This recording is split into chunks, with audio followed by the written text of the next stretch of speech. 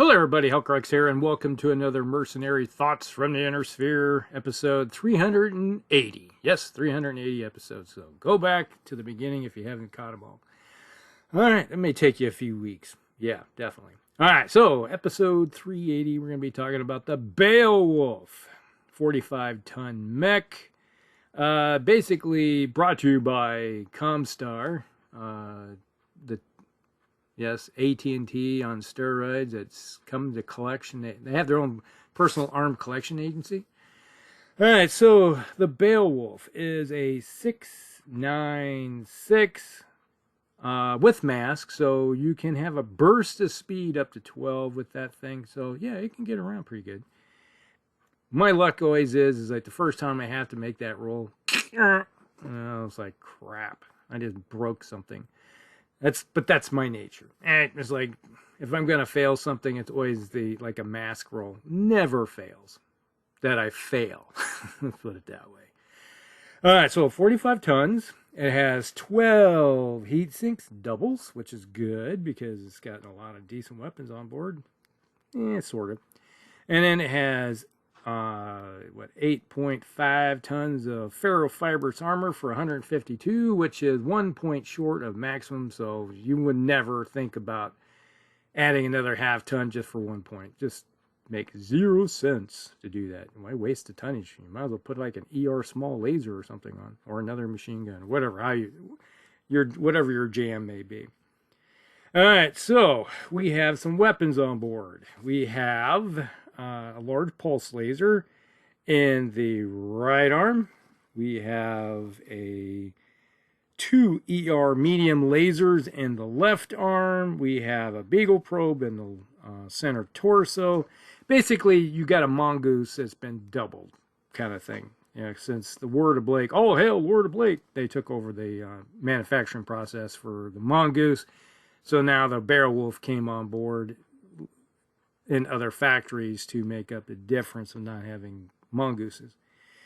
All right, then we have jump jets in the left torso, left leg, right torso, and right leg. So 2 in the legs, and basically 2 in the torso, or the 2 in the left and right torso. There, for a total of 6. All right, what do I think of the Beowulf? All right, it's kind of like I said, it's very similar acting as the mongoose. Kind of fits the same role. It's not very fast. It's only a 6.9. Like I said, it has those bursts of speed that can kick up its speed as needed. You know, it's like, oh, I got to get out of here. I'm going to use mask, blow it forward, then take a turn off, and then so because.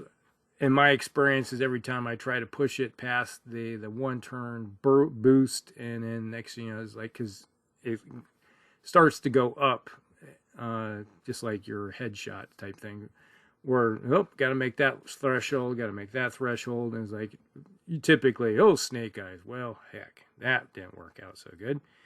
So, personally, it's like the other version of this, which we'll be talking about, kind of goes the route I would go with. You know, if you want to get this thing sped up. But with a large pulse laser, you know, you don't have a lot of range with that thing. You know, it just goes out to 10. But you do have 9 points of damage with it, and you're capable of, well, if you're using your burst of speed or your jump jets, the pulse laser is going to help you mitigate some of that. You know, it's like if you're running, obviously, why aren't you running every time? It's like even a mech like this, you want to keep the speed up. Yeah, you're going to be, you know, you're countering that movement modifier that you're providing. Now, if you jump, obviously, it's going to make it a little worse, but, you know, anything to keep you alive. So that's one thing you got to look at when it comes to using this mech. Now, another thing is, let's see here, we got the other 2 things. We got the ER medium lasers. Those go out to 12. So your longest secondary weapons you're going to have are actually shoot farther than your primary heavy weapon. Yeah. That's the bad thing about inner sphere pulse weapons. yeah, they kind of suck. Which I understand why they started developing the variable pulse laser. You know, that gives you a little extra range at the expense of more tonnage. You know, that's the downside of it. You can't put as many weapons on, but you're gaining more range. So that's the good thing about it. With your variable damage output. So then you got tag, which goes out to 15. All right, so this is kind of like your eyes and ears for your artillery, you know, rocket systems. So, yeah, that's handy. So when you're moving, it's like during the movement phase, hey, I'm going to see if I can tag you and get a lock on, and then all your other follow-on weapon systems say, hey, all right, we're going to just lock on this guy and hammer him home. So, yeah, that's the good thing about having tag. It's only a ton, so it's like a lightly degraded medium laser. You know, its whole job is to pinpoint somebody and add, you know, and it's just like as a forward observer back in the day, it's like, hey, you got your laser equipment. It's like lays the target and you can call in the fire. So it's the same thing, except you're moving while you're doing it in a mech. Makes total sense. I totally get it. Obviously, then we got a Beagle probe. Now, the question of the day is, you're always looking at, do I want a Beagle probe or do I want ECM? Because ECM, you know, that shuts down the C3 networks. It, you know, shuts down the Artemis coming through your zone. So that's the good thing I do like about it. It's like, okay, I can't use Artemis, so you're not getting that boost of fire from your LRMs.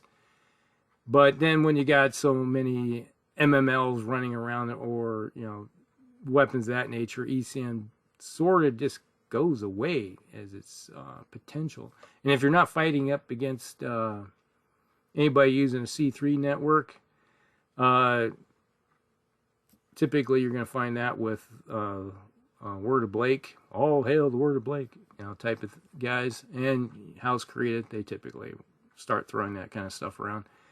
So if you're not facing off against it, Beagle probe might be useful, but typically the Beagle probe is only going to be useful in mostly scenarios where you got hidden units and stuff like that. So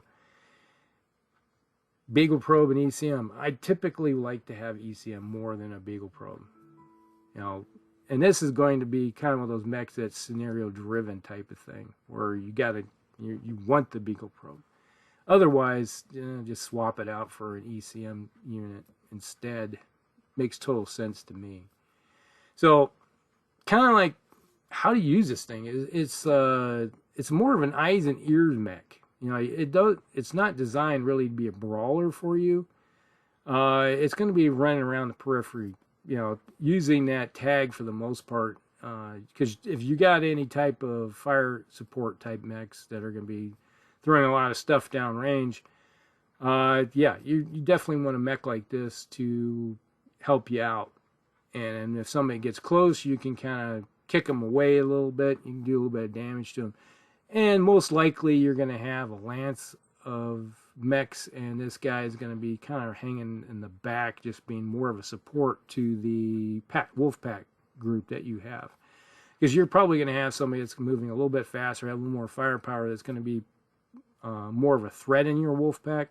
And this guy is just support for your eyes and ears. And the wolf pack is designed kind of to protect somebody like this from getting damage, to help your other guys to throw damage downrange. All right. That's how I envision these guys always working. All right, so that's pretty much the 12 version, the Beowulf BEO Bravo Echo Oscar 12 version. All right, so, and it comes in, where's the battle value? There we go, 1319. So, yeah, it's a little spendy for having an eyes and ear mech. And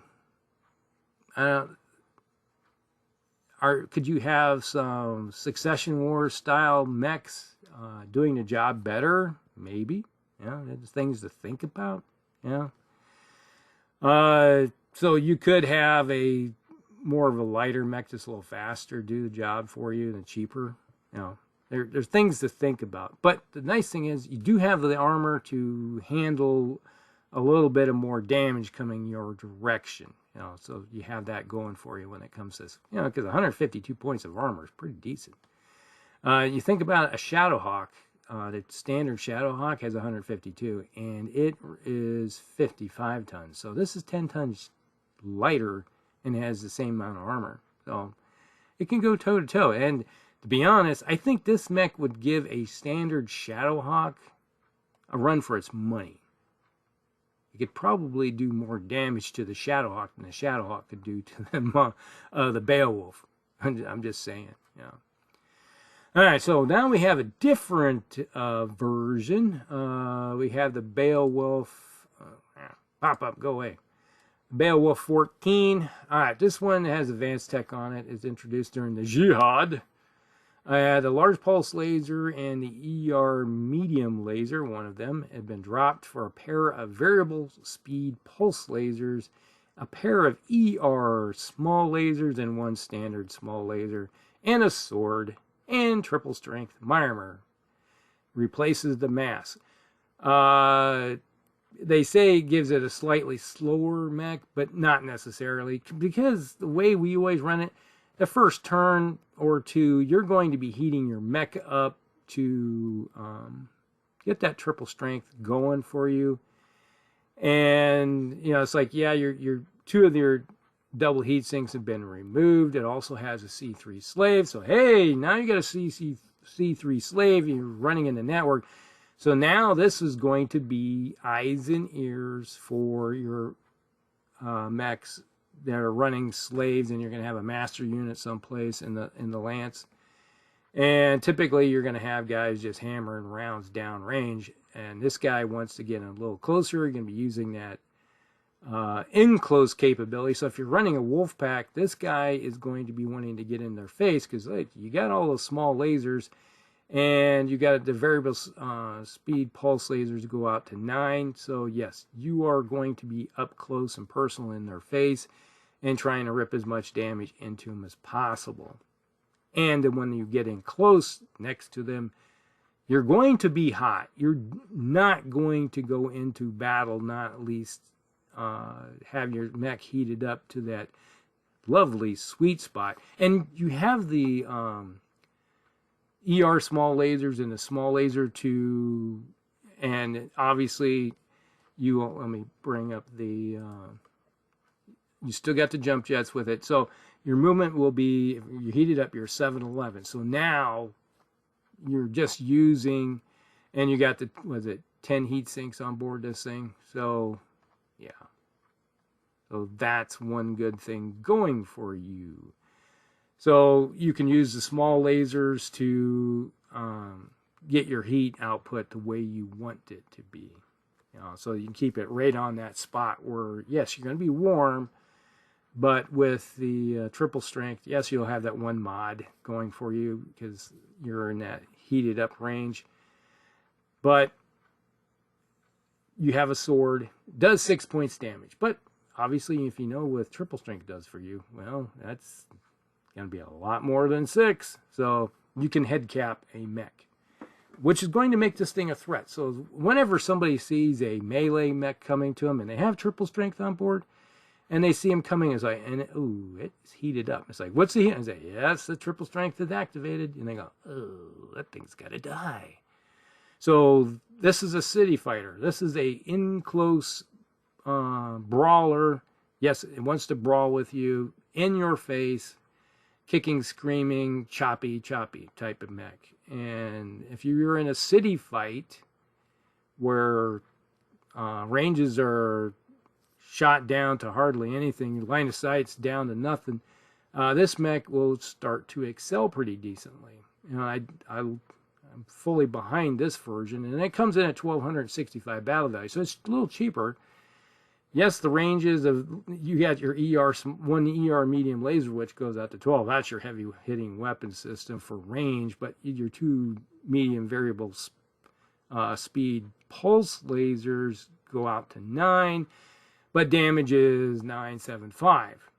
So, yes, that's making up the difference from not having your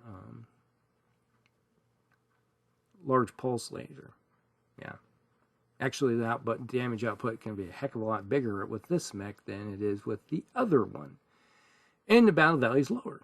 So if you're fighting a city battle or really up close where it's congested with lots of woods and buildings and everything like that, so your line of sight is practically down to point blank range, yeah, this mech will do pretty good. And you have the C3 slaves, so your follow-on mechs are going to be loving you too, especially if they can fire indirect type thing. Yeah, that's good. Good. All right. So I'm fully behind that version of the mech. All right, so there's one more left. This one is the X7 Alpha version. All right, this was designed as a variant. It has composite internal structure, stealth armor. Obviously, with stealth armor, you're going to have the ECM. So here we got the ECM on board. And then you have an active probe on board. It has tag and mask still. The jump jets have been replaced with 7 improved jump jets. Okay, so we have a little bit more speed. And with 7 improved jump jets, you're going to be boosting your distance farther with that. So it's kind of like glide package going for you. And then it has a fully, the cockpit is a full injection style type of so if you have to eject it, the whole head just ejects with it. And then we have 2 ER medium lasers for your weapon system, so one in each arm. Now, that one with stealth armor, yes, you're going to look at them and go, okay, when they're running stealth, they're going to be running hot with that. But you typically with your heat sinks with that thing, it's not going to be an issue at all. And so you're going to be cutting down. It's like, yeah, they're only going to be able to shoot at you in medium and short ranges. But the one thing that goes with that is you're going to have the minuses to be able to hit him because of the stealth armor. So yeah, that's decent.